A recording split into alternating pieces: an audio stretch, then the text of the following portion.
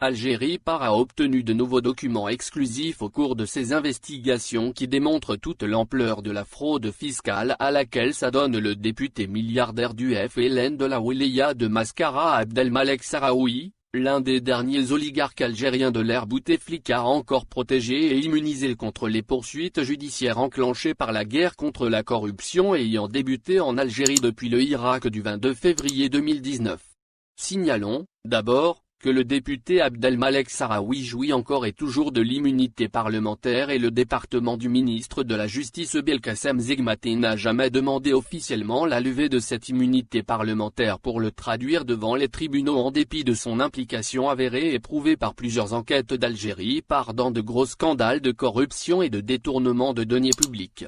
La justice algérienne préfère pourchasser l'opposant Mohsen Belaba, le leader du parti RCD, au lieu de s'intéresser à ce député milliardaire dont la fortune est estimée, du point de vue de la valeur de ses actifs financiers et immobiliers, à plus d'1 milliard de dollars. Cette impunité dont jouit depuis le début du Irak Abdelmalek Sahraoui lui permet de tenter d'effacer les traces de ses combines mafieuses. Nous y reviendrons car il faut, d'abord, expliquer les tenants et aboutissants de ce nouveau scandale. Pour renforcer son enrichissement personnel et agrandir son pouvoir d'influence sur la vie politique et économique du pays, Abdelmalek Sahraoui a développé un mécanisme sournois qui consiste à dissimuler des bénéfices et des revenus de plusieurs milliards de dinars au fisc algérien, à savoir les services des impôts, afin de ne pas les verser au trésor public et de continuer à les fructifier dans ses diverses affaires. Comment est-ce possible? Abdelmalek Sahraoui a créé, entre 2011 et 2018, de nombreuses sociétés situées un peu partout à travers l'Algérie. Chaque filiale facture ses services aux autres filiales, ce qui permet de déplacer les bénéfices et de les voiler pour ne pas les verser au service des impôts et au trésor public. Personne au sein de l'administration fiscale algérienne n'a pris le soin de vérifier sur le terrain la légalité de ces facturations de services pour vérifier si les marchés dont elles font l'objet ont été réellement accomplis ou réalisés sur le terrain.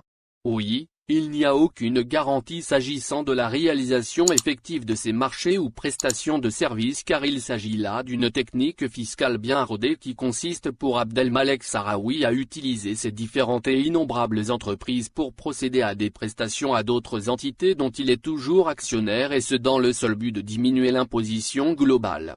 Il s'agit là d'un mécanisme d'évasion fiscale qui permet à une entreprise d'Abdelmalek Sahraoui de revendre de la marchandise ou des services à une autre de ses multiples entreprises pour faire croire au fisc algérien qu'il n'a fait aucune marge bénéficiaire et ne paie donc aucun impôt sur les bénéfices.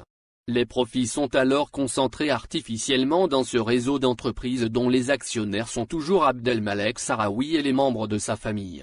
Prenons un exemple concret.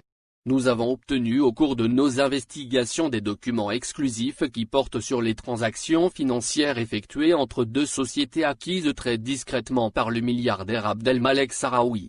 Il s'agit de Polytraves.p et Elior. La première est spécialisée dans les travaux de bâtiments tout corps d'État et elle est située dans la zone industrielle de la route de Kessibia à Mascara, le berceau d'Abdelmalek Sahraoui où il a développé toutes ses affaires les plus juteuses, et illicites, avec la complicité des autorités locales. Elior est une entreprise privée basée à Oran et qui s'est développée à Alger en remportant également plusieurs marchés dans le bâtiment et travaux publics notamment auprès du ministère des Finances où elle avait procédé au revêtement façade en verre de certaines structures appartenant à ce département ministériel.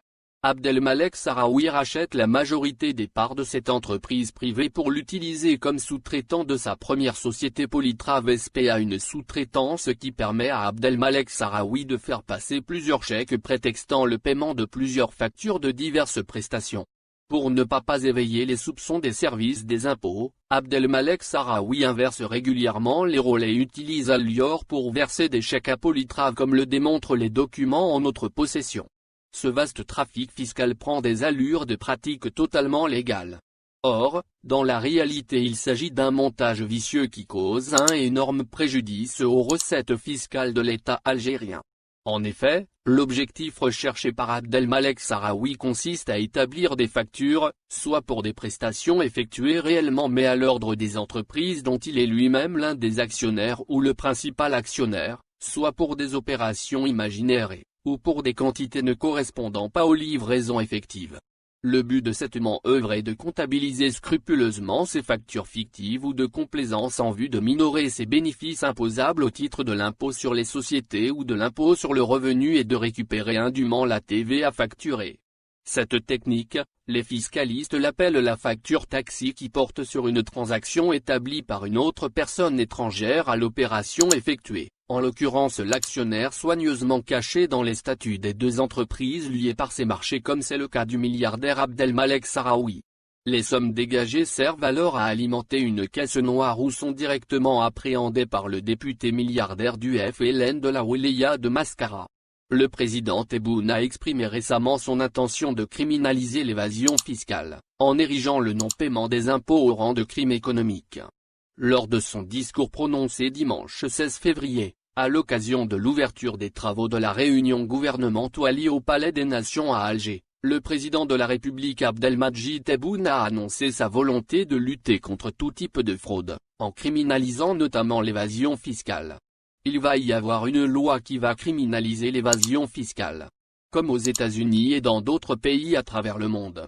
Celui qui ne paiera pas ses impôts sera passible de crimes économiques, a affirmé Tebboune, soulignant que cette loi s'ajouterait au droit pénal. Les intentions sont louables, mais dans la réalité, les auteurs de ces fraudes jouissent toujours de l'impunité et Abdelmalek Sahraoui en est la parfaite illustration.